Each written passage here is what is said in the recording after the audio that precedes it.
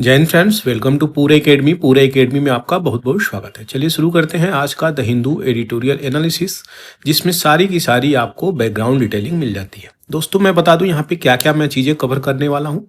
सबसे पहले India China का कुछ इश्यू कॉन्फ्लिक्ट, क्या क्या चीज़ें चलती हैं वो देखी जाएगी। ढाका बांग्लादेश में जो इश्यू चल रहा है उसको देखी जाएगी। उसके बाद निकल के आता है प्रोमिनेंट चीज़ें, जो आपका एक्सट्रीम वेदर कंडीशन चल रहा है क्लाइमेट चेंज को लेकर के। और ये वाला एडिटोरियल एनसीक्यूजी, ये वाला भी एडिटोरियल काफ़ी इंपॉर्टेंट है, इसको डिटेल में देखा जाएगा इसी वीडियो के अंतर्गत। अगर बात करें तो यहाँ पे सारी डिटेलिंग को अच्छे से बैकग्राउंड डिटेलिंग के साथ यहाँ पे देखी जाएगी। नेक्स्ट जो आपका भोपाल में डिजेस्टर हुआ था मिथाइल आइसोसाइनाइड का, वो वहाँ पे उसका क्या क्या इम्पैक्ट पड़ता है आज के प्रदेश में वो देखा जाएगा। उसके बाद यहाँ पे वर्ल्ड वाइल्ड लाइफ डे है जो सेलिब्रेट किया जा रहा है, उसकी भी बैकग्राउंड डिटेलिंग के साथ देखी जाएगी। साथ में ये जो पावर ऑफ पार्डन है एडिटोरियल, ये भी देखी जाएगी, क्योंकि इस एडिटोरियल में काफ़ी इंपॉर्टेंट चीज़ें आपको देखने को मिलेंगी। यहाँ पे बात करी जा रही है बैंक जो पास कर रहा है बिल, उसको देखा जाएगा। कुछ चाइना और ताइवान, ये इसका इशू भी देखा जाएगा।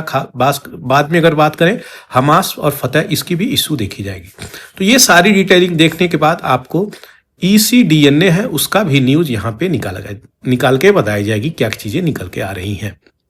अब चलते हैं फ्रंट पेज पे और देखते हैं क्या चीज़ें निकल के आ रही हैं। इंडिया चाइना का क्या यहाँ पे राइट ट्रैक पे आ गए हैं, वो किस बिंदु को लेकर के जयशंकर साहब ये बातें बोल रहे हैं। तो आपको पता ही होगा कि 2020 में बहुत सारी छोटी मोटी लड़ाइयाँ हुई थी इंडिया प्लस चाइना में, बॉर्डर पे, कहाँ पे, लद्दाख वाले रीजन में। तो वहाँ पे छोटी छोटी स्कर्मिशेस कह सकते हैं, लड़ाइयाँ हुई थी, जिसके कारण चाइना की सैनिक और इंडिया की सैनिक दोनों के बीच में लड़ाई हुई, कई सारे लोगों की जानें भी गई थी। लेकिन अब कह रहे हैं ये कि राइट ट्रैक पे चल रही है, किसके साथ, चाइना के साथ। तो हम लोग यहाँ पे देखेंगे चाइना के उस लोकेशन पे जहाँ पे इशू होता है, और लाइन ऑफ एक्चुअल कंट्रोल को देखा जाएगा, उस डिटेलिंग को देखा जाएगा, ताकि जो भी ये बॉर्डर लाइन है वहाँ पे कोई भी किसी भी प्रकार का अगर प्रॉब्लम हो रहा है तो उसको हम समझ सकें आसान से। यहाँ पे यही कह रहे हैं कि जो डिसएंगेजमेंट है वहाँ पे चल रहा है, यानी जो भी कॉन्फ्लिक्ट था वो बहुत हद तक डिप्लोमेटिक यहाँ पे तरीके से सॉल्व किया जा चुका है, और लाइन ऑफ एक्चुअल की बात कर रहे हैं। उस लाइन को अगर देखा जाए तो भारत के प्रदेश में लद्दाख आपका ये रहा, और डिटेल अगर देखा जाए तो यही टेरिटोरियल डिस्प्यूट है इंडिया और चाइना के बीच में। अब आपको इस मैप में बहुत अच्छे से दिख रहा होगा दोस्तों, काफ़ी अच्छी से एक्सप्लेन किया गया है इस मैप में। मैकमोहन लाइन की बात करें तो ये आपका अरुणाचल प्रदेश साइड हो जाता है, और यहीं पे आपका रेड क्लिफ लाइन, तो ये वाली साइड रेड क्लिफ लाइन हो जाती है। ये लाइन जो आपकी निकल के आ रही है, यहाँ से डिस्प्यूट स्टार्ट होती है आपका। ये एरिया जो है ये चाइना कह रहे हैं पाकिस्तान ने इंडिया को यहाँ पे दे दिया है, और ये वाला ऑक्युपाई किया है, चाइना ऑक्युपाई किया है। और ये वाले पार्ट्स पे डिस्प्यूटेड एरिया है, यहाँ वाले पार्ट में जम्मू कश्मीर से लेकर के और लद्दाख वाला रीजन अब ये हो गया है, ऐसे बना हुआ है। तो यानी लद्दाख वाला रीजन लेकर के आपका आता है सीधे उत्तराखंड तक, ये एरिया डिस्प्यूटेड करते हैं। अब यहाँ पे आएंगे अरुणाचल प्रदेश पे अगर, तो यहाँ पे भी पाएंगे कि ये कुछ जिलों को कहते हैं कि ये यहाँ के लोगों को वीजा की जरूरत नहीं होती, आप सीधे आ सकते हैं, जा सकते हैं, क्योंकि आप मेरे ही टेरिटरी में रहते हैं। तो चाइना इस प्रकार की बातें कहता है। यही लोकेशन है जिस लोकेशन की हम बात कर रहे हैं। अब सही मायने में देखा जाए तो जो भी आपका पाकिस्तान है, इंडिया और चाइना, इन तीनों के बीच में जो इशू निकल के आ रहा है टेरिटरी का, वो यही निकल के आ रहा है कि अक्साई चीन को ऑक्युपाई किया हुआ है, जिसको हम लाइन ऑफ एक्चुअल कंट्रोल करते हैं। और ये लाइन ऑफ कंट्रोल है जो यहाँ पे पाकिस्तान की टेरिटरी से डिस्प्यूटेड चीज़ें निकल के आती हैं। तो ये रीजन पाकिस्तान ऑक्युपाई करता है, इस वाले रीजन से इधर अगर देखिएगा तो। और ये अपना इंडिया वाला रीजन है। ये हो गई पूरी डिटेलिंग। इसी को लेकर के कह रहे हैं यहाँ पे कि जो अभी आपने देखा यहाँ पे ये स्क्रिमिसेस, यहीं पे इशू निकल के आ रही है। इन रीजन की बात करें तो यहीं पे इशू निकल के आ रही थी लद्दाख वाले रीजन में, कि यहाँ पे कॉन्फ्लिक्ट चल रहा था आर्मी में, इंडियन आर्मी और चाइनीज आर्मी में, जो अभी सेटलमेंट होने की बात कह रहे हैं जयशंकर प्रसाद। तो ये सब डिस्कशन हुई है रिसेंटली और मैनेज किया गया है वहाँ पे, जिसमें अजीत डोवाल साहब भी सिक्योरिटी एडवाइजर वो भी थे शामिल। यहाँ पे पूरी डिटेलिंग आपको यहाँ पे मैं बैकग्राउंड डिटेलिंग के साथ दे दिया। आशा करता हूँ काफ़ी चीज़ें क्लियर हो गई होंगी आपको इस मैप से जो भी इशू निकल के आती है। तो ये रेड क्लिफ लाइन है, यहाँ से ये लाइन मैकमोहन लाइन कहलाती है और काफ़ी इंपॉर्टेंट चीज़ें हैं। जो जो लोकेशंस आपको डिस्प्यूटेड थी वो मैं आपको यहाँ पे बता दिया। तो ये मैप यहाँ से कुछ पुराना मैप है। तो ये चीज़ें अब हो गई हैं, पहले जम्मू कश्मीर हुआ करती थी, अब लद्दाख वाली चीज़ें हैं। तो ये कश्मीर के जगह लद्दाख आप समझ सकते हैं। आगे बढ़ते हैं। ढाका में यहाँ पे समन किया गया है इंडियन एनवॉय को। ये अगरतला मिशन, अगरतला आपको अगर हम सही मायने में बताएं तो इसकी लोकेशन आपको देखनी काफ़ी इम्पोर्टेंट हो जाएगी। अगरतला भारत का त्रिपुरा का ये क्या है, कैपिटल है, स्टेट। और इस स्टेट की कैपिटल सीधे आपके बांग्लादेश से बॉर्डर टच करती है। देखिए यहाँ पे ये बांग्लादेश है और बांग्लादेश से ये बॉर्डर टच करती है। तो यहाँ पे बहुत हैवी प्रोटेस्ट हो रहा है। किस चीज़ को लेके? हिंदू कम्युनिटी को टारगेट किया जा रहा है। खास करके अगर बात करें तो माइनॉरिटी को टारगेट किया जा रहा है। क्या? तो वहाँ पे अभी रिसेंटली शेख हसीना का जो गवर्नमेंट था वो गवर्नमेंट नीचे गिरा 5 अगस्त को और वहाँ पे यूनिस खान अभी इंटरिम गवर्नमेंट को संभाल रहे हैं। तो यूनुस खान इंटरिम गवर्नमेंट को संभालना है तो दो गुटों के बीच में प्रॉब्लम निकल के आ रहा है। एक है माइनॉरिटी और दूसरी है मेजॉरिटी। माइनॉरिटी और मेजॉरिटी दोनों ग्रुप में प्रॉब्लम निकल के आ रहा है और वहाँ पे कम्युनल वायलेंसेस होने शुरू हो गए हैं। मंदिर में तोड़फाड़ हो रही है यहाँ पे और आपके चैतन्य दास वहाँ पे जो इस्कॉन टेम्पल के हेड हैं वहाँ पे, वो उस चीज़ की बात करें तो वो लीडर के रूप में उभरे हैं और उसी के चलते यहाँ पे अगरतला में प्रोटेस्ट हो रहा है कि उनको छोड़ा जाए, रिहा किया जाए और जो माइनॉरिटी का राइट्स है वो इम्प्लीमेंट किया जाए। एक समय था दोस्तों जब बांग्लादेश आज़ाद हुआ था, यहाँ पे 26 मार्च 71 को अगर देखा जाए, 26 मार्च 1971 को आज़ाद जब होता है तो यहाँ पे इसकी आज़ादी में जो डॉक्यूमेंट कॉन्स्टिट्यूशंस में लिखे जाते हैं उसमें सेकुलरिज्म वाले वर्ड भी इम्बेडेड होता है। लेकिन ये सेकुलरिज्म वाला वर्ड जो है बाद में हटा लिया जाता है, फिर इसको बाद में डाला भी जाता है। तो अभी तक चल रहा था लेकिन अब इसी पे बवाल चल रहा है सेकुलरिज्म का कि क्या ये हमारे संविधान में सही प्रकार से होना चाहिए जहाँ पे मेजॉरिटी चीज़ें इस्लाम को फॉलो करती हैं। तो यही चीज़ें यहाँ पे पुनः डिबेटेबल टॉपिक बन गया है। क्या अगर इस्लामिक कंट्री है तो क्या यहाँ पे सेकुलरिज्म चीज़ें नहीं पनप सकती हैं? ये एक बड़ा क्वेश्चन अपने आप में ही रेज कर रहा है। यहाँ पे सारी की सारी इशू निकल के आ रही हैं जो मुझे आपको बतानी थी। और ये जो चाइना के साथ इशू निकल के आ रहा है उसकी डिस्प्यूट भी चाइना के साथ बहुत जगह पे निकल के आती है। चाइना की अगर बात करें तो चाइना की जो डिस्प्यूट है कई सारे कंट्री से निकल के आती हैं। वियतनाम हो गया, मलेशिया हो गया, फिलीपींस हो गया, साउथ चाइना सी में। तो ये एरिया ही ऐसा है जहाँ पे रिसोर्सेस और मिनरल की खान है। तो पार्सल आइलैंड पे भी डिस्प्यूट है, स्कॉर्बोग आइलैंड पे, स्पार्टली आइलैंड पे। ये 9 डैश लाइन बोला था इसको, ये लाइन को। इसके अंतर्गत ये चाइना कहता है कि सब मेरे ये रीजन है, इसी के नाते डिस्प्यूट होता है किससे? फिलीपीन से। तो आशा करते हैं दोनों चीज़ें काफ़ी अच्छे से आपको समझ में आई होगी, कोई इशू नहीं रही होगी। और लोकेशन अगर की बात करें अगर अगरतला की, तो आप देख ही रहे हैं कैसे ये लोकेशंस यहाँ पे है और इसी लोकेशंस की वजह से यहाँ पे बांग्लादेश में इशू हो रहा है और प्रोटेस्ट भी हो रहा है। यहाँ पे अगर देखा जाए तो अगरतला में यहाँ पे जो एनवाय है बांग्लादेश को, उसको बुलाया भी गया है और बांग्लादेश में इस प्रकार के इशू को रिजॉल्व करने का प्रयास भी कर रही है गवर्नमेंट यूनुस खान की हम कर रहे हैं, लेकिन चीज़ें सही तरीके से हो नहीं पा रही हैं। तो पॉलिटिकल विल की ज़रूरत है तब जा कर के होंगी। आगे बढ़ते हैं, देखेंगे हम प्रिपेयरिंग फॉर द वर्स्ट। दोस्तों बात करी जा रही है आज के परिदृश्य की, आज के समय की। तो यहाँ पे आप समझ सकते हैं क्लाइमेट चेंज वाली मुद्दे कितनी इंपॉर्टेंट हो जाती हैं। हर जगह, हर एक दुनिया, हर एक जगह पे केवल क्लाइमेट चेंज की बातें बोली जा रही है। क्लाइमेट चेंज कोई ऐसा टॉपिक है ही नहीं दोस्तों, क्लाइमेट चेंज कोई ऐसा टॉपिक है ही नहीं कि यहाँ पे बस ये दिल्ली का प्रॉब्लम है या फिर ये इंडिया का प्रॉब्लम है या फिर यूएसए का प्रॉब्लम है या फिर चाइना का प्रॉब्लम है या फिर ब्राजील का प्रॉब्लम है। ऐसा कुछ ही नहीं है। या फिर अगर ब्रॉड लेवल पे कहें तो अर्थ का प्रॉब्लम है, ऐसा कुछ भी नहीं है। ये कहीं ना कहीं पूरी की पूरी सिस्टम को इम्पैक्ट करेगी। इतना बड़ा ये क्लाइमेट चेंज वाला प्रॉब्लम निकल के आता है। अब क्लाइमेट चेंज का प्रॉब्लम आता है तो इसके एस्पेक्ट भी बहुत सारे हैं। एस्पेक्ट यानी इकोनॉमिक एस्पेक्ट हैं, इसके सोशल एस्पेक्ट हैं, इसके पॉलिटिकल एस्पेक्ट्स हैं, इसकी पॉवर्टी वाली एस्पेक्ट है, हेल्थ वाला एस्पेक्ट है, प्रोडक्शन वाली एस्पेक्ट है। सारी चीजें इसको जोड़ सकते हैं क्लाइमेट चेंज से लेकर के, गरीबी से लेकर के भूखमरी तक सारी चीजें इसी में आती हैं। इसी कारण यहाँ पे सस्टेनेबल डेवलपमेंट गोल लेकर के आया गया है, जिसमें 17 सस्टेनेबल डेवलपमेंट गोल हैं और 169 इसके टारगेट रखे गए हैं। इसके अंतर्गत उन टारगेटों को कंप्लीट करने के लिए 2030 तक समयबद्ध तरीके से कार्य किया जा रहा है। लेकिन अभी बात करी जाए तो 2024 चला गया, बचा है 25, 26, 27, 29 और लास्ट में 30।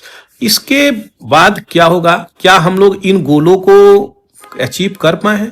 तो इसी मुद्दे को लेकर के यहाँ पे बातें करी जा रही हैं बहुत सारी चीज़ों में, कि हम अपने आप को समझ ही नहीं रहे हैं और बार बार एक्सट्रीम वेदर आ रहा है, जिसकी वजह से हमें बहुत सारी प्रॉब्लम का सामना करना पड़ रहा है और फ्रीक्वेंसी भी इसकी बढ़ रही है। तो ये कोई अनकॉमन, नॉट अनकॉमन, ये कोई अनकॉमन चीज नहीं है। साउदर्न पेनिनसुला की बात करें, भारत की बात कर रहा है, तो बहुत हैवी रेन हुआ था अभी रिसेंटली फेंगल साइक्लोन की आने की वजह से। तो श्रीलंका, मालदीव, यहाँ पे भी बहुत सारी प्रॉब्लम निकल के आई थी। साइक्लोन फेंगल की बात करें तो ये कोस्ट और पुदुचेरी को काफ़ी इम्पैक्ट किया है। 30 नवंबर को इसका एरिया था यहाँ पे नॉर्थ तमिलनाडु और पुदुचेरी वाला रीजन को कवर किया है। तो यहाँ पे प्राइम मिनिस्टर को लेटर लिखकर नरेंद्र मोदी को तमिलनाडु के चीफ मिनिस्टर M.K. स्टालिन साहब बोल रहे हैं कि यहाँ पे 15 मिलियन इंडिविजुअल इससे अफेक्ट हुए हैं। लगभग 16 लोगों की जाने अलग अलग जगहों पे गई हैं। कई जगह लैंडस्लाइड भी हुई है, उससे भी मृत्यु हुई है, 5 चिल्ड्रन की मृत्यु हुई है और बहुत हैवी रेनफॉल हुआ है। 40 से 50 सेंटीमीटर का यहाँ पे रेनफॉल होने की वजह से पुदुचेरी में भी प्रॉब्लम निकल के आई है। अब यहाँ पे क्या एस्टिमेट लगाया जा रहा था यहाँ पे कि 2.5 लाख के आसपास हेक्टेयर ये कवर करेगी, तूफान वहां पे प्रभाव करेगी, और 10 लाख यहाँ पे 10,000 हेक्टेयर की अगर बात करें तो पुदुचेरी में जी थी, पुदुचेरी में ये चीजें कवर करेंगी। लेकिन इस चीज को पार करके तूफान कर्नाटका के कोस्टल एरिया तक पहुंचा, अरेबियन सी के एरिया तक भी पहुंचा। तो ये बड़ा साइक्लोन था, जिसके कारण आप एस्टिमेट ही जो लगाएं वो गलत हो गया। यहाँ पे प्रॉब्लम वही सारी चीजें निकल के आ रही हैं दोस्तों, कि जो हम एस्टिमेट लगा रहे हैं क्लाइमेट चेंज का, वो भी बहुत हद तक गलत है। यानी उसको सही करने के लिए सही प्रकार से सबको एक जगह पे आना पड़ेगा। क्लाइमेट चेंज कोई मुद्दा एक कंट्री, स्टेट, रीजन, लोकेलिटी का है ही नहीं, ये पूरी की पूरी अर्थ सिस्टम की बात है। तो जब अर्थ मदर अगर सेफ रहेंगी, हेल्दी रहेंगी, तभी यहाँ के लोग भी सेफ रहेंगे। M.K. स्टालिन साहब डिमांड की हैं 2000 करोड़ रुपए दीजिए ताकि कुछ हद तक कार्य किया जा सके। वहीं पे N.G. रंगास्वामी पुदुचेरी के यहाँ पे 210 करोड़ की मांग कर दी है सेंटर से। सेंटर आपको अगर दे देती है, मान के चलिए, इसी चीज को हम कनेक्ट करके दूसरी तरीके से देखेंगे जो अभी सेंटर इनको देने वाली है। दोस्तों याद रखिएगा, मान लीजिए सेंटर इनको ग्रांट देती है, पैसे देती है, तो ये अगर पैसे देती है सेंटर, तो सेंटर से पैसे निकल के स्टेट को जाएंगे, ठीक है। और यही तो गवर्नमेंट है सेंटर गवर्नमेंट आपको इसी कन्वेंशन ऑफ पार्टी 29 में जो हुआ था बाकू में, उसी में तो पैसे की बात कर रही है कि क्लाइमेट चेंज की वजह से जो प्रॉब्लम हो रहा है तो हम रिन्यूएबल एनर्जी पे करेंगे तो कुछ ना कुछ कार्बन इमिशन कम होगा। तो भैया पैसे ही जब देने के लिए राजी नहीं हो रहे हैं, तो यहाँ पे देखिए कैसे कैसे प्रॉब्लम निकल के आ रही है। तो सारी चीजों को इंटरकनेक्ट करके हम देख सकते हैं। एक्सट्रीम वेदर और भी आने वाले हैं, अभी तो कुछ भी नहीं है। यहाँ पे बहुत हैवी रेनफॉल आ रहा है, कहीं कहीं 95 सेंटीमीटर तक भी रिसीव किया, जैसे कयालपट्टिनम, थूथुकुडी एक जगह है तमिलनाडु में, यहाँ पे भी आया है। ऑन एन एवरेज देखा जाए तो बहुत सारे डिप्रेशन, साइक्लोनिक स्टॉर्म्स इस तरीके से अफेक्ट करते जा रहे हैं, साउदर्न पेनिनसुला में अफेक्ट कर रहे हैं। तो यहाँ पे रिलीफ, रिहेबिलिटेशन, इन सब प्रोवाइड करनी पड़ेगी। चेन्नई हालांकि थोड़ा बहुत बचा हुआ है, लेकिन फिर भी यहाँ पे भी चीजें हुई हैं। स्टेट गवर्नमेंट क्या कह रहा है, mitigation management flood risk Chennai में बहुत हद तक जरूरी है और इसको करना भी चाहिए। सिल्ट जो है, जो रिवर बेड है, सिल्टिंग क्या होती है, मान लीजिए ये रिवर है, यहाँ पे डैम है, फिर यहाँ से डैम से पानी छोड़ा जा रहा है, तो यहाँ पे सिल्टिंग हो जाएगी। सिल्टिंग में जो भी कंकड़ पत्थर आके यहाँ पे जमा हो जाएंगे तो इसका लेवल ऊपर हो जाएगा, जिसके कारण इसकी जो डैम की कैपेसिटी है रिवर में स्टोर करने की पानी, वो कम हो जाएगी। इसकी वजह से इसकी क्लीनिंग भी होनी चाहिए। तो यहाँ पे यही प्रॉब्लम है, सिल्टिंग प्रॉब्लम की वजह से भी नदियों में बहुत सारी इंक्रोचमेंट हुई है, वाटर बॉडी अगल बगल जो गई हैं वो भी प्रॉब्लम क्रिएट करी है। नहीं तो ये सीधे अपना खोल देते हैं और ये अपना रास्ता ले लेती, क्योंकि इंक्रोचमेंट था यहाँ पे तो ये प्रॉब्लम भी क्रिएट करी है। तो ये सारी प्रॉब्लम को हमको देखना पड़ेगा। अपनी इरिगेशन मैनेजमेंट जो बहुत पुरानी ढर्रे पे चल रही है उसको भी हमें सही प्रकार से लेकर के चलना पड़ेगा। तो यही थी पूरी डिटेलिंग दोस्तों। अगर अच्छा लग रहा हो वीडियो और एनालिसिस तो चैनल को सब्सक्राइब करके फेसबुक पे जरूर से शेयर कर दीजिएगा, ताकि जो भी कैंडिडेट, जो भी एस्पायरेंट इस चीज़ की तैयारी कर रहे हैं उनको आसानी से ये वीडियो प्राप्त हो सके। आप इसको शेयर कर सकते हैं इंस्टाग्राम पे, फेसबुक पे, और लाइक शेयर सब्सक्राइब कर सकते हैं, ताकि चैनल को ग्रो होने में आपकी मदद मिलती रहे। चलिए आगे बढ़ते हैं और देखेंगे एडिटोरियल को। दो तीन एडिटोरियल को यहाँ पे एक साथ देखा जा रहा है, क्योंकि काफ़ी आज अगर बात करें तो सही प्रकार से जो इन्वायरमेंट को एस्पेक्ट को लेकर COP29 की बात करें, पूरा फोकस उसी चीज़ पे ज़्यादा दिया गया, तो उसको हम लोग देखेंगे। जैसा कि कई दिनों से बता रहा हूं दोस्तों, यहाँ पर क्या है तो बाकू में MCQG का आउटकम क्या निकला है उसकी देखेंगे। तो COP29 यहाँ पे हुआ है। COP29 जाने से पहले यहाँ पे आपको इस स्लाइड में मैं बता देता हूँ कहाँ कहाँ पे ये कन्वेंशन ऑफ पार्टी हुई है। ये कन्वेंशन ऑफ पार्टी कहाँ से निकल के आई है? United nation framework convention on climate change. कहाँ से? रियो अर्थ समिट। ये कब हुआ? 1992। तो यहाँ से निकल के आई है COP21। यही डिसीजन मेकिंग बॉडी है, यही डिसाइड करती है कि किस हिसाब से चीज़ों को टैकल करना है, क्लाइमेट चेंज को टैकल करना है। तो ये चीज़ें याद रखिएगा। यहाँ पे पहला बर्लिन में हुआ था, उसके बाद स्विट्जरलैंड में हुआ, फिर उसके बाद जापान में हो गया।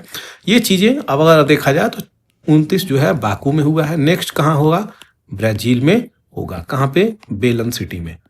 याद रखिएगा। ये तो इसकी पूरी डिटेलिंग हो गई। अब यहाँ पे बाकू में MCQG का बात आ रहा है, उसको क्या कह रहे हैं? तो यहाँ पे महसूस हो रहा है कि बाईपास किया जा रहा है जो भी इक्विटेबल बर्डन है। यानी इक्विटेबल बर्डन का मतलब दो चीजों से होता है। पहला क्या? एक डेवलप्ड कंट्री और दूसरा एक डेवलपिंग कंट्री। यहीं पे पूरी खेला है दोस्तों, इसी को हमको समझना है, बाकी सब बकवास है। डेवलप्ड कंट्री वो कंट्री है जो इंडस्ट्रियलाइजेशन फेज से गुजर चुकी हैं और अपने आप को एक अच्छे स्थिति पे यानी इकोनॉमिक अपनी अच्छी स्ट्रांग बना चुके हैं। उन्हें डेवलप्ड नेशन कहते हैं। जैसे यूरोप के बहुत सारे कंट्री हो गए, यहाँ पे USA जैसी कंट्री हो गई, ये कंट्री डेवलप वाले नेशन में आ रही है। अब यहाँ पे डेवलपिंग कंट्री कौन है? तो यहाँ पे डेवलपिंग और इमर्जिंग दोनों कंट्री को हम देखेंगे। जैसे इंडिया जैसी कंट्री हो गई, ब्राज़ील जैसी कंट्री हो गई, तो ये कंट्री आ रही हैं इसमें जो डेवलपिंग इकोनॉमी है। चाइनीज जैसी कंट्री हो गई, तो ये इमर्जिंग कंट्री है, डेवलपिंग इकोनॉमी है। इनसे नीचे अगर आइएगा तो लिस्ट डेवलप्ड नेशन या कंट्री कह लीजिए, LDC, तो ये कंट्री आती है। अब ये कंट्री अगर अपने समय में, जब याद करिए यूरोप में इंडस्ट्रियलाइजेशन हुआ था दोस्तों, तो 1850 से लेके 1900 तक ये पूरा का पूरा पोल्यूशन वाला शहर था। आपका लंदन भी फॉग और स्मोग से ग्रसित था, इतना वहां पे पोल्यूशन था इस वाले फेज में, क्योंकि इसी वाले फेज में इंडस्ट्रियलाइजेशन यूरोप ने करी थी बहुत हैवी। अब इस फेज से निकल करके उस समय लंदन अपने आप को डेवलप में अब लेकर के चला आया। अब हम क्या है? हम अभी डेवलपिंग है और LDC है। तो इस वाले फेज से हमें कैसे निकलना पड़ेगा? हमें भी कहीं ना कहीं अपनी इकोनॉमी को सही करने की जरूरत है। हमारे लोगों के इनकम को सही करने की जरूरत है। इनकम तभी सही होगी जब अपने यहाँ के रिसोर्स का हम क्या करेंगे? एक्सप्लॉइटेशन करेंगे, यानी यूजेज करेंगे सही प्रकार से, तभी तो होगा। और उसके लिए हम क्या करेंगे? कार्बन इमिशन करना पड़ेगा। क्यों? क्योंकि अभी फॉसिल फ्यूल की अगर हम बात करें तो बहुत अच्छे से फॉसिल फ्यूल का हम उपयोग भी नहीं कर रहे हैं, हम तो बहुत कम हद तक उपयोग कर रहे हैं। वहीं पे अगर इंडिया की हम बात कर रहे हैं, खासतौर पे चाइना की बात करें तो पूरा एक्सट्रीम कंडीशन से उपभोग करता है, प्रोडक्शन करता है, कमर्शियलाइजेशन करता है। और इंडिया की बात करें तो इन सब चीज में हम अभी भी बहुत पीछे हैं। तो अगर इंडिया जैसी कंट्री कंप्लीट रिन्यूएबल एनर्जी पे आ रही है ताकि कार्बन इमिशन कम हो सके, तो हमें क्या करना पड़ेगा? हमें तो आपको पैसा देना पड़ेगा ना। आपको हमें पैसा देना पड़ेगा ना। डेवलप्ड नेशन डेवलपिंग कंट्री को पैसा देंगी कि नहीं देंगी? उसी की यहाँ पे पैसे की डिमांड की बात करी जा रही है। जो क्या है, इक्विटेबल बर्डन की बात करी जा रही है। भैया तुम भी डेवलप्ड हो, तुम भी इसमें आ जाओ, और डेवलपिंग हो तो भी इसमें आ जाओ, एलडीसी हो तो भी इसमें आ जाओ। तो किस पे डाली गई है ये चीजें? तो G20 कंट्री पे। G20 के बहुत सारे मेंबर हैं, अब तो उसमें अफ्रीकन यूनियन भी ऐड कर दिया गया है। तो ये सब चीजें बोली जा रही थी, कही जा रही है 1.5 degree Celsius pre industrial level पे यहाँ पे टारगेट रखी गई थी कि इससे ऊपर नहीं बढ़ने देना है, लेकिन ये 3.1 डिग्री सेल्सियस तक बढ़ जाएगा टेम्परेचर अगर इसी तरीके से चालू रहा जो आज की डेट में अगर चालू है। क्लाइमेट चेंज की बात करी जा रही है तो ज्योग्राफी हर जगह कोने कोने में ये चीजें बढ़ रही हैं, फोकस करना पड़ेगा इंप्लीमेंटेशन पे सही प्रकार से। COP29 में यही बातें बोली जा रही हैं अजरबैजान में कि न्यू कलेक्टिव क्वांटिफाइड गोल, ये एक प्रकार से पैसा इकट्ठा करने वाली बात थी। क्या कही गई थी? $100 बिलियन दी जाएगी 2030 तक, लेकिन इसको बढ़ा के कितना कर दिया है? 300 कर दिया, लेकिन डिमांड कितना था? 1.3 ट्रिलियन का डिमांड करी जा रही थी। इन गोलों को कंप्लीट कैसे होगा, आप ही बताइए हमको, इन गोलों को कैसे कंप्लीट किया जाएगा? बड़ा क्वेश्चन यहाँ पे यही है, क्योंकि इतने सारे गोल्स हैं, इनके मान के चलिए 20% गोल को भी सही से अचीव नहीं किया है आदमी, कंट्री, तो ये कैसे होगा? फिनेंशियल नीड की आवश्यकता है सही प्रकार से, तभी जा करके डेवलपिंग वर्ल्ड को एक प्रकार से रास्ता मिलेगी और वो रिन्यूएबल और टेक्नोलॉजी को सही प्रकार से इस्तेमाल कर पाएंगे। और टेक्नोलॉजी ट्रांसफ़र की भी बात करी जा रही है, जो डेवलप्ड नेशन है वो ट्रांसफ़र नहीं करेंगे टेक्नोलॉजी, तो जो लोअर ऑर्डर के कंट्री हैं, एलडीसी की कंट्री की हम बात करें, चलिए list developed country, list developed nation, कुछ भी कह लीजिए इनको, इन कंट्री की बात करी जा रही है। यहाँ पे इनकम कैपेसिटी लोगों की कितनी है पर कैपिटा? एकदम लो है, लोवेस्ट इनकम कैपिटल की बात कर रहे हैं यहाँ पे, पर कैपिटा इनकम एकदम लो है। तो वहाँ पे लोग कैसे रिन्यूएबल पे शिफ्ट होंगे, ये सोच से भी आदमी परिकल्पना नहीं कर सकता। मतलब तो यही चीज़ें बढ़ने बात करी जा रही है, टेक्नोलॉजी की ट्रांसफ़र हो, सही प्रकार से फंड की ट्रांसफ़र हो, ग्रीन टेक्नोलॉजी, तभी जा करके इवॉल्व हो पाएंगी। और ये जो प्रेशर हो रही है गवर्नमेंट के ऊपर कि गवर्नमेंट इन चीज़ों पे ध्यान दे कि कौन कौन कंपनी की किस प्रकार से कार्बन इमिशन कर रही है एक्टिविटी पे, तो कैसे सारा चीज़ में फंडिंग की जरूरत पड़ेगी। डेवलपिंग कंट्री की बात करें तो मॉडर्न एनर्जी और इंफ्रास्ट्रक्चर को इम्प्रूव करे, तो केवल प्रेशर लगाने से नहीं होगा, क्या देना पड़ेगा? मुद्रा, पैसा, फंड, रुपया, डॉलर, ये सब देना पड़ेगा। तो ये डेवलप्ड नेशन है जो वो किसको दें? डेवलपिंग को, तब जाकर के ये चीज़ें संभव हो पाएंगी। क्लाइमेट गोल कोई छोटा चीज़ है नहीं दोस्तों, यहाँ पे बात करी जा रही है हाईएस्ट एवर एलोकेशन हुआ है 19,000 करोड़ यहाँ पे बजट में, भारत ने किया भी है, तो ये अच्छी बात है। भारत तत्पर भी है, भारत क्लाइमेट चेंज को लेकर के इतिहास इसका साक्षी है। हम लोग हर प्रकार के कंजर्वेशन करते हैं, आपको याद ही होगा। चलिए थोड़ा सा और बैकग्राउंड और अध्यात्म की ओर लेकर चलते हैं। हमारे गणेश जी, अगर गॉड गणेशा को देखा जाए तो चूहे की सवारी करते हैं हम लोग। चूहे के मारने से पहले सोचते भी हैं कई सारी चीज़ें। उसके बाद देखा जाए लॉयन की सवारी माँ दुर्गा करती हैं। उसके बाद सांप की सवारी नहीं, गले में लपेटे रहते हैं कौन? शंकर भगवान। तो हम लोग कंजर्वेशन करते हैं, याद रखिएगा, ये बहुत पुरानी बातें हैं। हम लोग कंजर्व करते हैं, वो चीज़ें प्रिजर्व करते हैं। कोई भी एनिमल को हार्म न करने का हम लोगों का ये पुराने चीज़ों से जोड़ के देखा जा सकता है।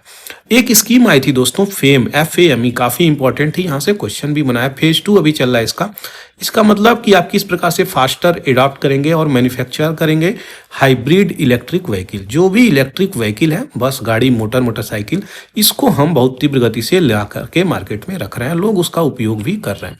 आज रोड में लगभग सिटीज में तो देखने को मिल ही जा रहा है इलेक्ट्रिक व्हीकल, लेकिन अभी भी बहुत कुछ करना इसमें बाकी है। बहुत सारे एस्पेक्ट हैं फाइनेंस को लेकर के और इसके रिसोर्स को लेकर के कि कैसे ये चीज़ें चलेंगी, जबकि कंट्री में फिस्कल डेप्ट भी आ जाता है। तो ये प्रॉब्लम निकल के आ रही है। डेवलप्ड कंट्री और डेवलपिंग कंट्री, इन दोनों में एक प्रकार से अनलॉकिंग करना पड़ेगा। फिनेंशियल जो प्रॉब्लम निकल के आ रही है उसको हमको क्लाइमेट के लिए तैयार करना पड़ेगा, तभी जा करके ये चीज़ें सही प्रकार से कार्य करेगी। ऑर्गेनाइजेशन की बात करी जाए OECD कंट्री, तो यहाँ पे ग्लोबल फिनेंशियली फ्लो हो रहा है जो रिस्ट्रिक्ट कर दिया गया है विद इन ओपेक कंट्री। तो ऑर्गेनाइजेशन फॉर इकोनॉमिक कोऑपरेशन और डेवलपमेंट, इन कंट्री में रिस्ट्रिक्ट करने की जरूरत नहीं है। हमें सही प्रकार से क्या करना पड़ेगा? एफोर्डेबल लेंडिंग रेट से उधार देना पड़ेगा। अगर दे भी रहे हैं डेवलप्ड नेशन डेवलपिंग कंट्री को, तो सही प्रकार से कम रेट पे उधार दें डेवलपिंग कंट्री को, तब जाकर के ये चीजें हो पाएंगी। बहुत अच्छा एडिटोरियल है दोस्तों, काफ़ी अच्छा लगा मुझे ये एडिटोरियल पढ़ के, इसीलिए मैं आपको ये चीज़ें अच्छे से बता रहा हूँ। NCQG की बात करें तो इसकी उत्पत्ति होती है पेरिस से। 2015 में हुआ था आई थिंक। हाँ, COP21 से इसकी उत्पत्ति होती है, यानी इस्टेब्लिश किया जाता है NCQG, और ये 2025 से पहले इसकी स्थापना कर दी जाएगी। पहले 100 बिलियन था, 2020 तक देंगे ऐसा प्लेज लिया गया था, शपथ लिया गया था। बाद में ये प्लेज को बढ़ा के 300 बिलियन अभी रिसेंटली को कहाँ पे COP29 में किया गया। NCQG की बात करें, एक प्रकार से फंड होगा, डेवलपिंग नेशन को देंगी। तो ये शेयर करेंगे क्लाइमेट गोल को, किस प्रकार से हम स्टेब्लिश करेंगे क्लियर क्वांटिफाइड ऑब्जेक्टिव, कोई भी नेशन हो इसको अचीव कर ले, और ट्रांसपेरेंसी रहेगी, अकाउंटेबिलिटी, जिम्मेदारी रहेगी इस चीज में कि किस प्रकार से क्लाइमेट चेंज को टैकल किया जा रहा है। COP26 की बात करें, ग्लासगो 21 में हुआ था। यहाँ पे ये कहा गया था एडहोक वर्क प्रोग्राम फॉर NCQG, इसी की बात करी गई थी कि स्टेब्लिश करा जाएगा 22-24 से पहले। तो ये चीजें करी गई थी। सेकेंड, अगर नीड्स की बात करें तो डिटर्मिनेशन रिपोर्ट यहाँ पे स्टैंडिंग कमेटी को फाइनेंस और United nation framework convention on climate change यहाँ पे एस्टिमेट करता रहता है 5 ट्रिलियन से 7 ट्रिलियन की आवश्यकता है 2030 तक। ये देखिए UNFCCC जिसकी हम बात कर रहे हैं, कितना 5 से 7 ट्रिलियन। तो यहाँ पे प्लेज किया गया, वो 98 कंट्री यहाँ पे उस नीड को तब जा करके पूरा करेंगी।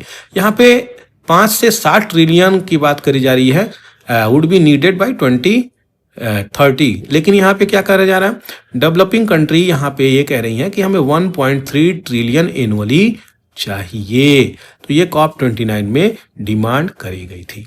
और टोटल अगर बात करें तो 5 मान लीजिए 5 से 7 ट्रिलियन की डिमांड 30 तक है। तो यहाँ पे 1.3 ट्रिलियन अगर बात कर रहे हैं COP29 में, तो इस रकम से कितना कम है ये रकम, यही रकम की बात कर रहे हैं जो 2035 तक ये बोल रहे हैं कि हम 300 बिलियन देंगे। पहले कितना था, 100 बिलियन की बात बोली गई थी, अब कितना 300 बिलियन 2035 तक। ये चीजें याद रखिएगा, 2035 तक, टाइम स्केल भी याद रखिएगा, 2035 तक याद रखिए।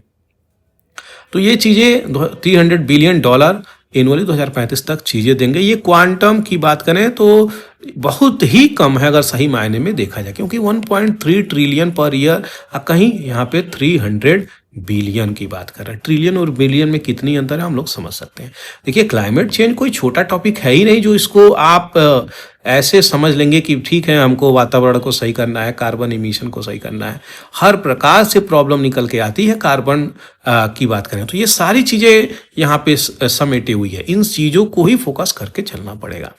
तो यहाँ पे उसी क्वांटम स्ट्रक्चर फाइनेंस की बात करी जा रही है, कैसे हम लोग ट्रांसफॉर्म कर सकते हैं, कैसे फ्लो होगा, किस हिसाब से हमें डेप्ट देना पड़ेगा, उधार देना पड़ेगा। लिस्ट डेवलप्ड कंट्री को फंडिंग की आवश्यकता है 2035 तक। ये सही प्रकार से चलना चाहिए, तब जाकर के हम इन चीज़ों को हासिल कर सकेंगे। क्या प्रॉब्लम सामने आ रहा है COP29 में, ये देखा गया। फिनांस कमिटमेंट सेटअप करी गई, 100 बिलियन से 300 बिलियन तक हम लोग पहुंच गए पर ईयर देंगे। तो ये कब देंगे, कैसे देंगे, किस चीज़ को देंगे, ये बहुत हद तक क्वेश्चन मार्क अभी भी रहा है। इसीलिए हम लोग देखें COP29 में प्रोटेस्ट बच्चे कर रहे थे। सही प्रकार से डायरेक्शन की आवश्यकता है। NCQG की जो आउटकम आई है वो डिसअपॉइंटिंग ही है, बहुत ज़्यादा इसमें पैसे दिए नहीं जा रहे हैं। तो जो यहाँ पे डेवलपिंग नेशन है कैसे क्लाइमेट के ऊपर करेंगे, तो ये क्लाइमेट जस्टिस हुआ नहीं और इक्विटेबल बर्डन आप शेयर करना चाहते हैं डेवलपिंग नेशन पे। खास करके ग्लोबल साउथ की बात करें और ग्लोबल नॉर्थ की बात करें तो ग्लोबल नॉर्थ तो सही है, जिसमें बहुत सारे कह सकते हैं, not all but almost all तो ऑलमोस्ट ऑल कंट्री यहाँ पे मान के चलिए अगर डेवलप्ड हैं, तो यहाँ पे ग्लोबल साउथ में ऑलमोस्ट ऑल मान के चलिए, क्या ऑलमोस्ट ऑल, ऑस्ट्रेलिया को अगर बाहर कर दें तो ऑलमोस्ट ऑल कंट्री यहाँ पे डेवलपिंग है या इमर्जिंग है। तो इस तरीके से प्रॉब्लम निकल के आ रही है। क्लाइमेट चेंज कोई छोटा चीज़ नहीं है कि इसकी कोई बाउंड्री है, जैसा कि मैं पहले बताया। ये बहुत ही आवश्यक है कि सारे लोगों को, कम्युनिटी को मिलकर आना पड़ेगा, तभी क्लाइमेट जस्टिस हो पाएगी। Common but differentiate responsibility CBDR, ये भी एक नेशन अपने आप तय करती है कि हमें क्या क्या करना पड़ेगा। इसी को CBDR बोलते हैं कि कितना खर्च करे पड़ेगा, एक नेशन तय करेगी, एक कंट्री तय करेगी। तो यहाँ पे एक साथ आकर के इन चीज़ों को हमें ट्रांजिशन करनी पड़ेगी और सही प्रकार से रियल सेंस में क्या करना पड़ेगा, क्लाइमेट चेंज को लेकर के कार्य करना पड़ेगा, इम्प्लीमेंट करना पड़ेगा। किस तरीके से, सस्टेनेबल तरीके से हमें कार्य करना पड़ेगा। अल्टीमेटली ये सस्टेनेबल बहुत बड़ा वर्ड है, तभी हम ये चीज़ें कर पाएंगे। दोस्तों हम सभी लोग जानते हैं भारत की एक राज्य है उस राज्य को पहले देख लिया जाए। भारत का राज्य है आपका क्या, ये मध्य प्रदेश। मध्य प्रदेश की राजधानी भोपाल आपको दिख ही रहा होगा। तो भोपाल की लोकेशन देखिए, ये उत्तर प्रदेश वाला बेल्ट भी टच कर रहा है, तो ये बेल्ट टच कर रहा है ये वाला, और भोपाल आपका ये रहा। इस लोकेशन पे अगर देखा जाए तो एक फैक्ट्री आती है यूसीआई के फैक्ट्री, यानी यूनियन कार्बाइड का एक फैक्ट्री आती है। उस फैक्ट्री में 2 से 3 दिसंबर 1984 को एक गैस लीक करती है जिसका नाम क्या था, मिथाइल आइसोसाइनाइड। यह हवा से वातावरण से हवा वातावरण से यहाँ पे रिएक्ट करके उसकी टेम्परेचर को बढ़ा देती है, जिसके कारण कई सारे लोग अंधे हो गए, और जो बच्चे पैदा होते हैं लूले, लंगड़े, अपाहिज, डिसेबल भी पैदा होते हैं। यहाँ पे कही जा रही है इस रिपोर्ट में लगभग 3 से 4 हजार लोगों की, जब ये 3 दिसंबर को रिलीज हुआ था, रात को अगर बात बोले तो 2 दिसंबर को और 3 दिसंबर हो जाती है, तो 2 से 3 दिसंबर को कंसीडर किया जाता है। ये चीजें याद रखिएगा, 1984 को याद रखिएगा। तो 1984 को रात को रिलीज होती है फैक्ट्री से ये गैस, और गैस लगभग 4000 लोगों की जान ले जाती है। कितने लोग इंजर्ड हो गए हैं इससे, तो लगभग 5-5.5 लाख लोग की बात करी गई है। यहाँ पे 3900 परमानेंटली डिसेबल्ड भी है। एक्टिविस्ट कहते हैं नहीं, 25,000 लोग की यहाँ पे जान हुई है, और यहाँ पे 1 लाख स्टील इससे सफर कर रहे हैं। यहाँ पे अलग अलग प्रॉब्लम से देख सकते हैं किस प्रकार से प्रॉब्लम ये निकल के आ रही है, क्योंकि जब हवा में जहर फैल जाएगा ना, और ये हाईली टॉक्सिक गैस है, ये हाईली टॉक्सिक। तो मध्य प्रदेश को अभी 126 करोड़ का रकम मिला है कि इसको भैया सही करो। क्यों? क्योंकि जो मिथाइल आइसोसाइनाइड है, मिथाइल आइसोसाइनाइड जो है क्या रिस रहा है अब अंडरग्राउंड जा करके मान लीजिए वाटर चैनल है उसको इम्पैक्ट कर रहा है, तो हम लोगों के घर फिर से आ रहा है, तो वो साइकिल चलती हुई जा रही है, समझ रहे हैं। तो वही प्रॉब्लम निकल के आ रही है, उसी पे यहाँ पे 126 करोड़ अलॉटमेंट हुई है। यहाँ पे एक लेक था, शायद भोज लेक है दोस्तों, हमको जहां तक याद आ रहा है, वो लेक भी इसी सीजन में सूख गया था। इतना बुरा भयंकर त्रासदी आया था, ये याद रखिएगा।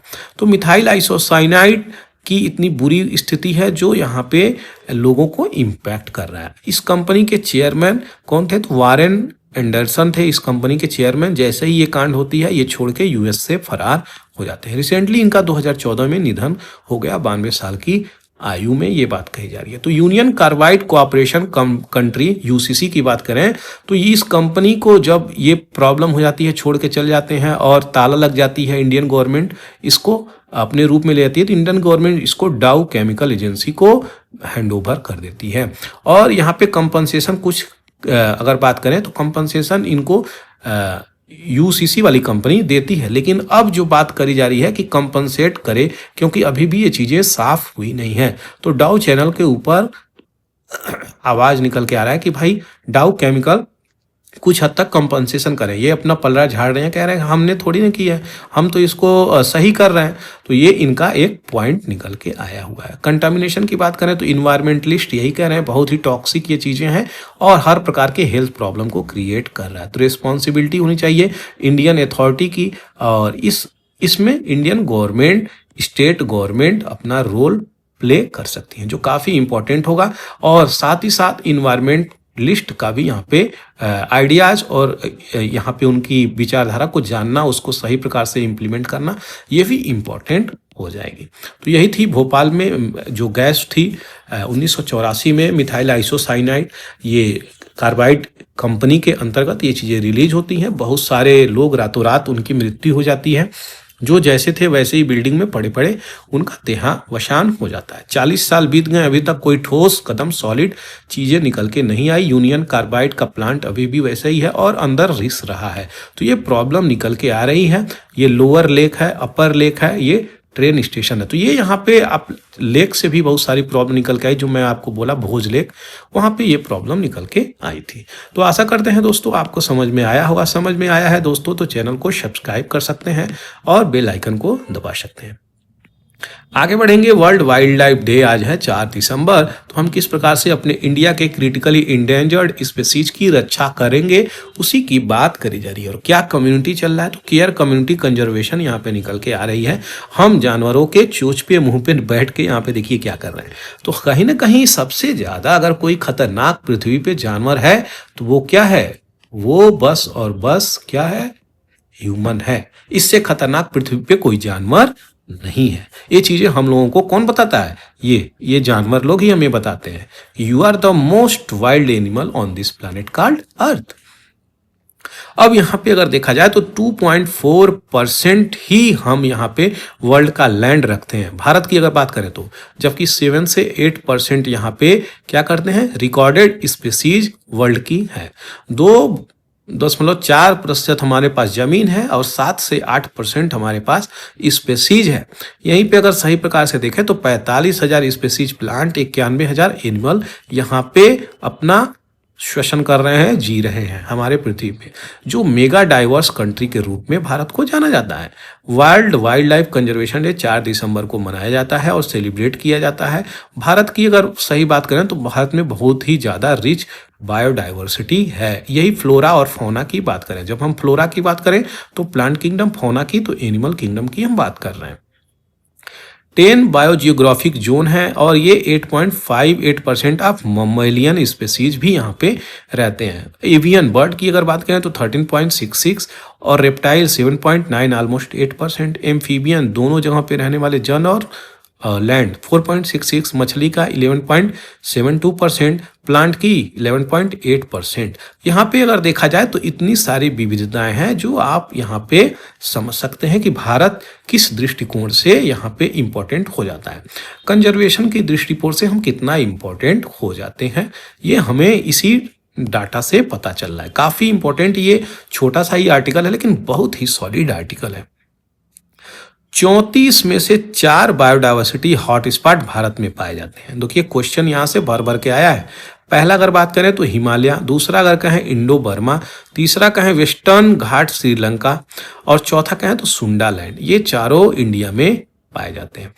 अब यहाँ पे देखा जाए 2.4% वर्ल्ड का लैंड होने के बाद भी हम 7 से 8% इसीलिए रखते हैं और 34 बायोडाइवर्सिटी हॉट स्पॉट से लेकर के यहाँ पे 4 तो हमारे पास ही हैं। बताइए, ये वर्ल्ड में 30 हैं, हमारे पास इनमें से 4 हैं, तो कितना हो गया, ऑलमोस्ट 10% हम मान सकते हैं कि हम लोगों के पास बायोडाइवर्सिटी हॉट स्पॉट है। ये बहुत बड़ी बात है, तो हम लोगों को इसको सही प्रकार से लेके चलना पड़ेगा। वर्ल्ड में सबसे ज़्यादा पॉपुलेशन भी हमारे पास है, इसके बावजूद भी ह्यूमन की पॉपुलेशन करें तो वो भी हमारे पास है। तो हम लोग जो ग्रोथ ट्रेजेक्टरी को लेकर चल रहे हैं, जिसमें हमारे रिसोर्स की आवश्यकता होगी, लैंड, वुड, टिम्बर, इस सबको हमको प्रोड्यूस करने की आवश्यकता होगी, कोल, इस सब चीज़ की आवश्यकता होगी। इंडियन सिविलाइजेशन की बात करें तो ये इस प्रकार से इसको एब्जॉर्ब कर रहा है, टॉलरेट कर रहा है और आगे बढ़ रहा है। क्या रिस्क है एक्सटिंक्शन की, तो यहाँ पे यही चीजें बोली जा रही हैं कि 73 क्रिटिकली इंडेंजर्ड स्पीसीज इंडिया में 2022 तक कंसीडर करी है। बहुत बड़ा नंबर है दोस्तों, 73 क्रिटिकली इंडेंजर्ड स्पीसीज। तो भारत में इतनी सारी 73 क्रिटिकल इंडेंजर्ड स्पीसीज हैं भारत में कि जो इन्वायरमेंट मिनिस्ट्री है वो ये रिपोर्ट दी है। IUCN क्लासिफाई करता है इनको हाईएस्ट रिस्क ऑफ एक्सटिंक्शन में अगर क्रिटिकली इंडेंजर्ड हैं तो ये अगर बात करें तो 47 2011 में थी, 2022 तक 73 हो गई है। तो यहाँ से यहाँ तक का सफर तय करी है। कुछ इस प्रकार से अगर देखा जाए तो बहुत सारे अलग अलग बिंदु पे हमें देखने को मिलेंगे। वो क्या है, तो जो आपके यहाँ पे इंडेंजर्ड, क्रिटिकली इंडेंजर्ड इन स्पीसीज को देखा जाए तो 9 स्पीसीज ममल की जो कंसीडर कर जा रही है क्रिटिकली इंडेंजर्ड और 8 इंडेमिक हैं। इनमें से हैबिटेट और इनका जो ज्योग्राफिक एरिया है वही लॉस हो रहा है, जिसके कारण ये चीज़ें चल रही हैं। कश्मीर स्टैग जिसको हंगुल बोलते हैं, यहाँ से क्वेश्चन बहुत आया है, कहाँ पाए जाते हैं, क्या स्पीसीज के फीचर्स हैं, ये भी चीज़ें मालूम होना चाहिए। मालाबार लार्जेस्ट स्पॉटेड सीवेट, इससे भी क्वेश्चन आया है। अंडमान श्रीव से भी क्वेश्चन आया है। जेनकिन श्रीव, यहाँ पे निकोबार श्रीव, नाम ढापा फ्लाइंग स्क्वेरल से क्वेश्चन आया है। Large rock rat, leaf fated leaf nosed bat, ये सब क्या है, क्रिटिकली इंडेंजर्ड स्पीसीज हैं। तो ये हमें समझना पड़ेगा। कार्निवोरस की बात करें तो ये भी है लायंस, टाइगर, चीता, ये सब भी एक समय था जो पृथ्वी से विलुप्त के कगार पे था, एक्सटिंक्शन के कगार पे जा रहे थे। लेकिन भारत की बात करें तो भारत ने बहुत इंपॉर्टेंट स्टेप लिया है और बूस्टअप किया है। पक्षी की बात करें तो सबसे पहला पक्षी आना चाहिए ग्रेट इंडियन बस्टर्ड। ये पक्षी दोस्तों राजस्थान, गुजरात वाले रीजन में, साउदर्न वाले रीजन तक भी प्राप्त होता है। अगर देखा जाए सही प्रकार से इस पक्षी को, तो ये पक्षी आपका साउदर्न वाले बेल्ट में, सबसे ज़्यादा इस वाले बेल्ट में, उसके बाद इस वाले बेल्ट में, फिर कहीं कहीं यहाँ भी पाया जाता है। और इनकी मृत्यु इस वाले बेल्ट में हाई टेंशन तार है, ये उड़ते हुए आते हैं, इनको दिखता नहीं है और इससे लड़के मर जाते हैं। तो ये इनकी प्रॉब्लम है, जिसको हमको सुप्रीम कोर्ट बोला था कि क्या हाई टेंशन तार हम यहाँ से ज़मीन से नहीं ले आ सकते। तो ये भी एक सोचने योग्य बातें हैं। हालांकि बहुत सारी प्रॉब्लम उसमें भी निकल के आती हैं। तो हम इनका कंजर्वेशन कैसे करें, क्योंकि ग्रेट इंडियन बस्टर्ड स्टेट की बर्ड है, कहाँ की, राजस्थान की ये बर्ड है। वही सारी प्रॉब्लम निकल के आ रही है जो हमें सोचना पड़ेगा। तो राजस्थान में, और ये डिजर्व भी करते हैं कि इनका हमें कंजर्व करें। इनका हम कंजर्व करेंगे तभी हम ह्यूमन यहाँ पे दोस्तों सही प्रकार से रह पाएंगे, क्योंकि हर चीज अल्टीमेटली एक साइकिल से चल रही है। ये साइकिल जैसे ब्रेक हो गया, सारा सृष्टि खत्म। थोड़ा सा बैकग्राउंड देखेंगे, वर्ल्ड वाइल्ड लाइफ फंड। तो ये एक प्रकार से अगर आज के परिदृश्य में देखें तो इसका नाम बदल गया, World Wide Fund for Nature हो गया। Swiss based international non governmental organisation है। इसकी स्थापना 1961 में होती है कि जो भी वाइल्ड लाइफ है उसको प्रिजर्व करेंगे, ह्यूमन इम्पैक्ट कैसे कर रहा है इन्वायरमेंट को, उसको कम करना है। इसका फॉर्मरली नाम वर्ल्ड वाइल्ड लाइफ फंड जो यहाँ पे लिखा हुआ है, और ये ऑफिशियल नेम है। कनाडा और यूनाइटेड स्टेट इसको अभी भी इस्तेमाल करते हैं। स्थापना इसकी 19 अप्रैल 61 को होती है। हेडक्वार्टर ग्लैंड स्विट्जरलैंड में है। इसके प्रेसिडेंट आदिल नजीम जो पाकिस्तान से निकल के आते हैं, इसके प्रेसिडेंट तत्कालीन हैं। तो ये थी पूरी डिटेलिंग। अगर सस्टेनेबल डेवलपमेंट गोल की बात करें तो टोटल यहाँ पे 17 सस्टेनेबल डेवलपमेंट गोल है। अगर क्रिटिकल इंडेंजर्ड, एक्सटिंक्ट और vulnerable, near threatened, LC, data deficient, तो इस चीज़ को अगर देखा जाए तो हमें सबसे ज़्यादा ऑल स्पीसीज किस में निकल के मिल रहा है, जिनको कोई चिंता नहीं है, डाटा जिसके पास नहीं है, वो यहाँ पे ऑल स्पीसीज निकल के आ रहे हैं। इवैल्यूएशन वाले ये वाले पार्ट्स निकल के आ रहे हैं, यानी जिनकी कंसर्न लिस्ट है, इनको बहुत ज़्यादा वो प्रॉब्लम नहीं है। नियर थ्रेटेंड जो थोड़े बहुत प्रभावित हुए हैं उनको इस कैटेगरी में रखा गया। लेकिन एडिक्वेट डाटा हमें किसकी रखनी पड़ रही है, यहाँ पे सबसे पहले क्रिटिकली इंडेंजर्ड, उसके बाद आता है इंडेंजर्ड स्पीसीज, फिर आता है वल्नरेबल। ये वाले पार्ट एक्सटेंशन के कगार पे पहुंच चुके हैं। तो इसमें अगर देखा जाए इस डाटा में बहुत ज़्यादा फ्लोरा फौना आ जाते हैं। कुछ ऐसे भी हैं जो एक्सटिंक्ट हो गए हैं, बहुत सारे, जब खंगालिएगा तो आपको लिस्ट मिलेगा। कुछ ऐसे हैं एक्सटिंक्ट होने वाले हैं। तो ये थ्रेटेंड कैटेगरी में अगर देखा जाए तो ये 3 आते हैं। थ्रेटेंड कैटेगरी में कितने आते हैं, क्वेश्चन यहाँ से बना है, याद रखिएगा, ये 3 आते हैं, CR, EN और VU। तो ये चीज़ें याद रखिएगा जो आपके लिए इंपॉर्टेंट है। दोस्तों अगर वीडियो अच्छा लग रहा हो तो चैनल को सब्सक्राइब करके फेसबुक पे जरूर से शेयर कर दीजिएगा। इससे क्या होगा, ज़्यादा से ज़्यादा लोग इसका लाभ उठा सकेंगे। आगे बढ़ते हैं, देखेंगे पावर ऑफ पार्डन। तो ये रिसेंटली क्या किए हैं जो बिडेन साहब, अपने बच्चे हंटर बिडेन को यहाँ पे वो जो ड्रग, टैक्स और गन, इसमें जिनका केस चल था, जो कन्विक्टेड पाए गए थे, उनको क्या माफी दे दिए थे। क्या प्रेसिडेंट के पास पावर होता है, पावर ऑफ पार्डन। तो यहाँ पे उनको पार्डन कर दिए। अब रिसेंटली इनकी गवर्नमेंट भी जाने वाली है, तो कुछ ही दिन बचा था, उससे पहले ये कार्य किए। तो क्या ऐसा वो कार्य करने वाले पहले ऐसे हैं, तो पहले भी यहाँ पे इस प्रकार की चीजें हुई थी और यहाँ पे पावर ऑफ पार्डन दी गई है। तो कुछ बहुत ज़्यादा इसमें इंपॉर्टेंट चीज़ें हैं नहीं दोस्तों, यही चीज़ें बताई गई हैं कि ये एक प्रकार से क्वेश्चन उठा रहा है जो बिडेन पहले कहते थे कि हम कॉन्स्टिट्यूशंस का इस्तेमाल लीगल चीज़ के लिए करेंगे और अपनी फैमिली का इसमें लाभ उठाने नहीं देंगे। तो यहाँ पे अपनी फैमिली मेंबर, उनके बेटे हैं हंटर, उनको यहाँ पे सीधे पावर ऑफ पार्डन इस्तेमाल करके माफ़ी दिया गया है। बहुत सारे किस चीज़ में, तो यहाँ पे गन, टैक्स और ड्रग, इन चीज़ों में उन कन्विक्टेड पाए गए थे। तो यहाँ पे पावर ऑफ पार्डन आ गया। फिर क्वेश्चन कौन उठाएगा, आने वाले हैं ट्रम्प साहब, वो उनको चीज़ें देखनी पड़ेंगी। तो वो चीज़ें क्या पता कोई इशू उठाएं या ना उठाएं, उनके ऊपर है, ये चीज़ें निकल के आती हैं। लेकिन क्या ये अभी तक चीज़ें नहीं हुई थी, नहीं ऐसा नहीं है, ये पहले भी चीज़ें हुई थी। बिल क्लिंटन भी पार्डन किए थे अपने हाफ ब्रदर रोजर को भी। तो ये यहाँ पे चीज़ें चल रही हैं ड्रग रिलेटेड चार्जेस में। यही ट्रम्प की एडमिनिस्ट्रेशन है, देखते हैं डिपार्टमेंट ऑफ जस्टिस ये जो बिडेन साहब के अंदर में कैसी चली तो ट्रम्प के अंदर कैसी चलेगी। कुछ बहुत ज़्यादा इंपॉर्टेंट नहीं था, लेकिन हम इसको एक प्रकार से रखें आपको समझाने के लिए।